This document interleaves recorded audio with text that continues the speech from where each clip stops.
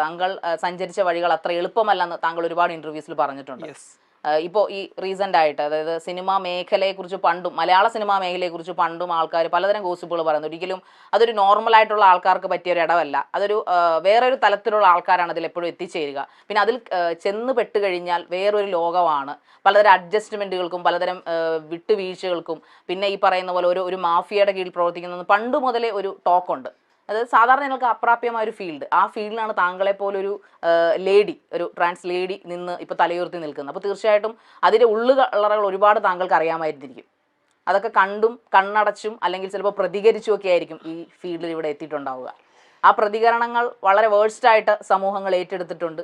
താങ്കളുടെ ഇപ്പം ചൂഷണങ്ങളുടെ ഒരു എണ്ണം തന്നെ പറഞ്ഞു കഴിഞ്ഞു. ഇവനിപ്പോൾ അതിപ്പോൾ ഒരു സിനിമ മേഖല എന്ന് പറയുമ്പോൾ അത് കുറച്ചുകൂടി ഗ്ലാമറസ് ആയിട്ടുള്ള ലോകമാണ്. അപ്പം അതിനെ കുറച്ചും കൂടി പുഷപ്പ് ചെയ്യാനും അത് കുറച്ചും കൂടി സെൻസേഷണൽ ആക്കാനും സൊസൈറ്റിക്ക് എപ്പോഴും ഇഷ്ടമാണ്. അറ്റ് ദ സെയിം ടൈമിൽ നമ്മുടെ സൊസൈറ്റിക്ക് ചുറ്റിനും നടക്കുന്നുണ്ട് ഇതല്ല, ഇതിനപ്പുറത്ത് നടക്കുന്നുണ്ട്. ഈ അടുത്തൊരു ഇൻസ്റ്റാഗ്രാമിൽ ഒരു റീല് വന്നത് കണ്ടില്ലേ? ഒരു ഓഫീസിലെ ഒരു 2 ബോയ്സ് അവിടുത്തെ ഒരു സ്റ്റാഫിനെ സെക്ഷലി അബ്യൂസ് ചെയ്യുന്നത്. ഒരാളടുത്ത് അവർ ഇൻട്രസ്റ്റോട് കൂടി പെരുമാറുന്നു, ഒരാളടുത്ത് അവർക്ക് ഇൻട്രസ്റ്റ് ഇല്ലാതെ കൂടി പെരുമാറുന്നു. ദാറ്റ് ഈസ് എ സിറ്റുവേഷൻ ആണ്. സോ മേ ബി അതുപോലെ തന്നെ ഇപ്പോൾ രാവിലെ കോളേജിലേക്ക് ഒരുങ്ങിക്കെട്ടി പോകുന്ന എത്ര പെൺകുട്ടികൾ കോളേജിലേക്ക് എത്തിച്ചേരുന്നു എന്ന് നമുക്ക് കണ്ടുപിടിക്കാൻ പറ്റാറില്ല. കോളേജിൽ ലഞ്ച് ബ്രേക്കിൽ ചാടുന്ന കുട്ടികൾ പുറത്ത് എവിടെയൊക്കെ പോകുന്നു കണ്ടുപിടിക്കാറില്ല. ഇവനിപ്പോൾ സിനിമാ മേഖലയാകുമ്പോൾ അവരാരുടെ കൂടെ ഇവരാരുടെ കൂടെ എന്നൊക്കെ കുറേ കേൾക്കാറുണ്ട്. ഇവനിപ്പോൾ എനിക്കും കേട്ടിട്ടുണ്ട്. ഞാനിപ്പോൾ ഏതെങ്കിലും ഒരു ഹോട്ടലിൽ റെസ്റ്റോറൻറ്റിൽ ഒരു കോഫി കുടിക്കുന്ന സമയത്ത് അവിടെ ഒരു നടനെ കണ്ടു കഴിഞ്ഞ് ഞാൻ ആ നടൻ്റെ കൂടെ ആയിരുന്നു അന്ന് ആ ഹോട്ടലെന്ന് പറഞ്ഞിട്ടുള്ള സാഹചര്യങ്ങളുണ്ട്. ഇത് സത്യം നമുക്ക് മാത്രമല്ല അറിയത്തുള്ളൂ. അതെ. ഇപ്പോൾ റീസെൻ്റ് ആയിട്ട് ഈ മലയാള സിനിമയുടെ പ്രശ്നങ്ങൾ ഹേമ കമ്മിറ്റി റിപ്പോർട്ട് എന്ന് പറഞ്ഞിട്ട് ഒരു റിപ്പോർട്ട് പുറത്തു വന്നു. വളരെ പൊട്ടിത്തെറികൾ ഉണ്ടാക്കാവുന്ന ഏതാണ്ട് 5 വർഷത്തോളം നമ്മുടെ സർക്കാർ അതിനെ പൂഴ്ത്തിവെക്കുകയും ഏതാണ്ട് 2017 അതിക്രമണം, ഒരു പ്രശസ്തയായ നടിക്ക്, താങ്കളുടെ സുഹൃത്ത് എന്ന് താങ്കൾ തന്നെ പറഞ്ഞിട്ടുണ്ട്, താങ്കളുടെ വളരെ അടുത്ത സുഹൃത്തായിരുന്ന ഒരു നടിക്കെതിരെ, പേര് ഞാൻ പരാമർശിക്കുന്നില്ല, എല്ലാവർക്കും അറിയാമെങ്കിൽ കൂടിയും അവർക്കെതിരെ അതിക്രൂരമായ ആക്രമണം നടന്നപ്പോൾ താങ്കൾ അവർക്കൊപ്പം നിന്നു. അവരുടെ അന്ന് രാത്രിയിൽ, ആ സംഭവം നടക്കുന്ന രാത്രിയിൽ താങ്കൾ വളരെ വേദനയോടെ പറയുകയുണ്ടായി അവരുമായിട്ട് മീറ്റപ്പ് ഫിക്സ് ചെയ്തിരുന്ന രാത്രി കൂടായിരുന്നത്. ഒരുപക്ഷെ അങ്ങനെ സംഭവിച്ചിരുന്നെങ്കിൽ ആ നടിക്ക് അങ്ങനെ സംഭവിക്കില്ലായിരുന്നേക്കാൻ, ചിലപ്പോൾ ഒന്ന് വിളിക്കാമായിരുന്നില്ല എന്നൊക്കെ ചോദിച്ചിട്ടുണ്ടായിരുന്നു ഇന്റർവ്യൂവിലൂടെ. മേ ബി നിമിത്തമായിരിക്കാം, അതെല്ലാം സംഭവിച്ച നിമിത്തമായിരിക്കാം. കാരണം ഞാൻ ഇതിനെപ്പറ്റി കുറേ സംസാരിച്ചിട്ടുള്ളതാണ്. അപ്പം അതുകൊണ്ട് തന്നെ പലയിടങ്ങളിലും നിന്ന് ഞാനിങ്ങനെ തഴയപ്പെടുകയും ഒരു ഡിപ്ലോമാറ്റിക് ആയിട്ട് നിൽക്കുന്ന ഒരവസ്ഥ എനിക്ക് വന്നിട്ടുണ്ട്.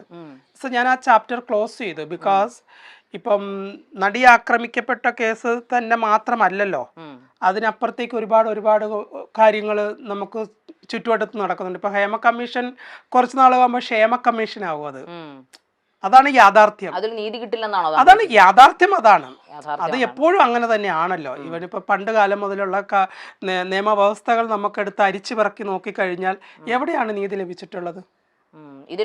ഇതില് ഈ ഹേമ കമ്മിറ്റിയിൽ നമ്മുടെ ഈ സിനിമ വ്യവസ്ഥ നീതി ലഭിച്ചിട്ടില്ല നമുക്ക് അങ്ങനെ പൂർണ്ണമായിട്ടും പറയാൻ പറ്റില്ല. നീതി ലഭിക്കുമ്പോൾ നിർഭയ കേസ് എടുത്ത് നോക്കുകയാണെങ്കിൽ 5 പേരെയും വധിക്കുകയാണ് ഉണ്ടായത്. നിർഭയ കേസ് അതൊരു നീതിയാണ്. ഉണ്ട്. അത് പണ്ടാരണ്ട് പറഞ്ഞതുപോലെ അത് കുറേ ഇങ്ങനെ ഓടും, എവിടെയെങ്കിലും കൊണ്ട് സ്റ്റോപ്പ് ചെയ്യും, പിന്നെ ആരെങ്കിലും കുത്തിപ്പൊക്കുമ്പോൾ വീണ്ടും അതിൻ്റെ പുറകെ കുറേ ഓടും. അതാണ് യാഥാർത്ഥ്യം, നടന്നുകൊണ്ടിരിക്കുന്ന യാഥാർത്ഥ്യം അതാണ്. ബട്ട് ഈ ഹേമ കമ്മിറ്റി രൂപീകരിച്ചതിന് എനിക്കൊരുപാട് സന്തോഷമുണ്ട്.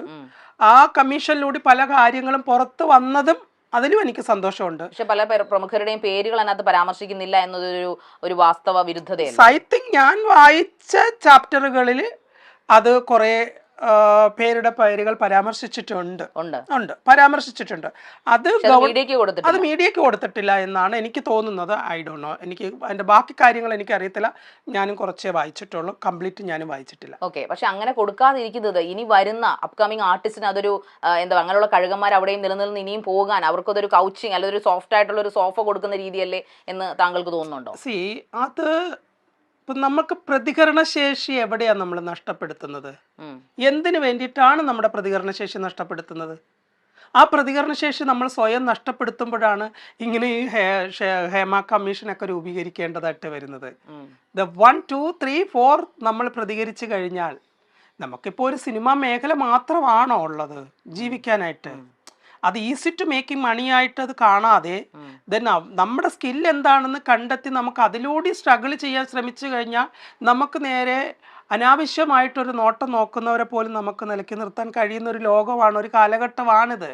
പക്ഷേ അങ്ങനെ ഒരു കാലഘട്ടം അല്ല എന്ന് തെളിയിക്കുകയാണ് ഹേമ കമ്മീഷൻ റിപ്പോർട്ടിലൂടെ. I don't know the right reason.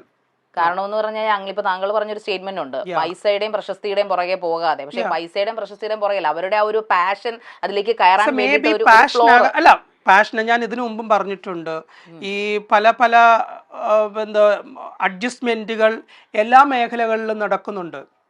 അപ്പൊ ആ അഡ്ജസ്റ്റ്മെന്റിന് നമ്മൾ വില്ലിങ് അല്ല എന്ന് നമ്മൾ തുറന്നു പറയാൻ ബാധ്യസ്ഥരായിരിക്കണമല്ലോ. പക്ഷേ ഈ അഡ്ജസ്റ്റ്മെന്റ് ഞാൻ പല ഇന്റർവ്യൂവിലും പലരും പറയുന്നത് കേട്ടിട്ടുണ്ട്, നമ്മൾ അഡ്ജസ്റ്റ്മെന്റ് എല്ലാ പക്ഷേ ഏത് മേഖലയിലാണ് സിനിമാ മേഖലയോടൊപ്പം ഇങ്ങനെയുള്ള അഡ്ജസ്റ്റ്മെന്റുകൾ നടക്കുന്ന വേറെ ഏത് മേഖലയാണ്? ഒരുപാട് മേഖലകളുണ്ട്. ഒരാൾക്ക് ഡോക്ടർ ആവാൻ, അല്ലെങ്കിൽ ഒരാൾക്ക് എഞ്ചിനീയർ ആവാൻ, അല്ലെങ്കിൽ ഒരാൾക്ക് ഒരു PWD എഞ്ചിനീയറോ അല്ലെങ്കിൽ ഒരു PSC ഉദ്യോഗസ്ഥയാവാൻ എവിടെയാണ് അഡ്ജസ്റ്റ്മെന്റ്? അവിടെ എല്ലാം മാർക്കിന്റെ അടിസ്ഥാനം താരതമ്യപ്പെടുത്തുന്നുണ്ട്.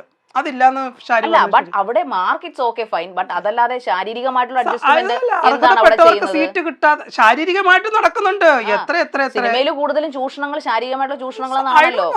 ഹേമ കമ്മിറ്റിയിൽ അങ്ങനെയല്ലേ വന്നിരിക്കുന്നത്? പക്ഷെ ഹേമ കമ്മിറ്റിയിൽ അങ്ങനെയാണ് വന്നിരിക്കുന്നെങ്കിൽ പോലും പണ്ട് പുരാതന കാലം മുതൽ നമ്മുടെ എന്താ ശ്രീലത ചേച്ചിയൊക്കെ കുറെ ഇന്റർവ്യൂവിൽ പറയാറുണ്ട് അല്ലേ? അപ്പൊ അങ്ങനെയുള്ള ഇന്റർവ്യൂകളൊക്കെ നമുക്ക് സുപരിചിതമാണ്. അത് ഈ കാലാകാലങ്ങളായിട്ട് നടന്നു വരുന്നതാണ്. ഇപ്പൊ കീഴ്വഴക്കമല്ല, കാലാകാലങ്ങളായിട്ട് നടന്നു വരുന്ന ഒരു കാര്യമാണ്. പക്ഷെ WCC വേണ്ടി വന്നു ഇങ്ങനൊരു കമ്മിറ്റി രൂപീകരിക്കാനും ഇങ്ങനൊരു ആക്ഷൻ കൊണ്ടുവരാനും WCC വേണ്ടി വന്നു എന്നുള്ളതാണ് ജെനുവിനിറ്റി കൂടെ ഇപ്പൊ നഷ്ടപ്പെട്ടിരിക്കുന്നു. കാരണം WCCയുടെ തലപ്പത്തിരുന്ന പലരും ഇപ്പൊ കൈയൊഴിഞ്ഞു പോയ അവസ്ഥയാണെന്നാണ് ഹേമ കമ്മിറ്റി റിപ്പോർട്ടിൽ പോലും പറയുന്നത്.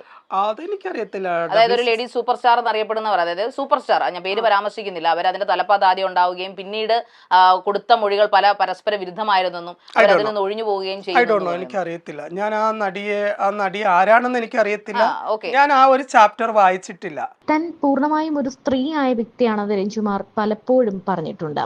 രഞ്ജു അടുത്ത സൗഹൃദം സൂക്ഷിക്കുന്ന കുറേ താരങ്ങളുണ്ട്. നമ്മുടെ ഈ സിനിമ ഇൻഡസ്ട്രി നോക്കുകയാണെങ്കിൽ പല താരങ്ങളുടെയും വിവാഹത്തിനും അല്ലെങ്കിൽ പ്രത്യേക ഫംഗ്ഷന് എല്ലാ കാര്യങ്ങൾക്കും മേക്കപ്പ് ചെയ്യുന്നത് രഞ്ജുമാറാണ്. നമ്മുടെ ഭാവനയുടെ വിവാഹമാണ് അതിൽ ഏറ്റവും ഹിറ്റായി മാറിയ ഒരു വിവാഹം. കാരണം മേക്കപ്പിലാണെങ്കിലും വസ്ത്രമാണെങ്കിലും എല്ലാം കൊണ്ടും അടിപൊളിയായ ഒരു വിവാഹമായിരുന്നു. ആ വിവാഹത്തോടെയാണ് ശരിക്കും പറഞ്ഞാൽ രഞ്ജുമാർ ശ്രദ്ധിക്കപ്പെട്ടു തുടങ്ങിയത്. പിന്നാലെ രഞ്ജുവിന്റെ സലൂൺ ആണെങ്കിലും മേക്കപ്പ് ആണെങ്കിലും വളരെ വലിയൊരു രീതിയിൽ ഹിറ്റായി മാറുകയും പലരും രഞ്ജുവിനെ തേടി എത്തുകയും ചെയ്തിട്ടുണ്ട്. കൊല്ലം ജില്ലയിലെ പേരൂരാണ് രഞ്ജുവിന്റെ സ്വദേശം. ഒരു ഓലപ്പുരയിൽ ജനിച്ചു വളർന്ന രഞ്ജു ഇന്നൊരു ബംഗ്ലാവിന് ഉടമയാണ്.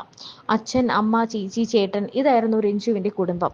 അച്ഛന് കൂലിപ്പണിയായിരുന്നു, അമ്മ കശുവണ്ടി ഫാക്ടറിയിലെ തൊഴിലാളി. പാടത്തിന്റെ വരമ്പിലായിരുന്നു രഞ്ജുവിന്റെ വീട്. അതിനാൽ ഓരോ മഴക്കാലവും പേടിപ്പിക്കുന്ന ഓർമ്മകളായിരുന്നു രഞ്ജുവിന്. ആ രഞ്ജു ഇന്ന് ലോകത്തെ അറിയപ്പെടുന്ന മേക്കപ്പ് ആർട്ടിസ്റ്റാണ്.